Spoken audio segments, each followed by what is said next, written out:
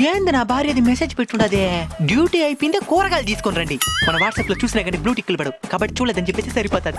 ఏంటి ఇంకో మెసేజ్ కూడా పంపించుండదే, మీ ఫ్రెండ్ ఎవరు సుమిత్ర అంట, ఎలా ఉన్నారో అడిగినాను చెప్పమనింది. సుమిత్ర ఎవరా?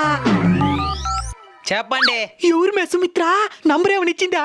సుమిత్ర లేదు, సింతకాయ లేదు. మీరు మెసేజ్ చేసినా చూడనట్టుంటారు కాబట్టి సుమిత్ర అని మెసేజ్ చేసినా ఫోన్ చేస్తారని. కూరగాయలు మర్చిపోకుండా తీసుకురండి. ఆల్రెడీ మార్కెట్ లోనే ఉండా. అవునా?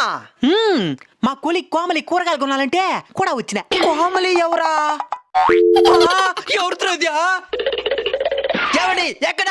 నువ్వెక్కడా? కూరగాయల మార్కెట్ లో. కోమలిలా కొలిగిలే ఊరికే చెప్పిన.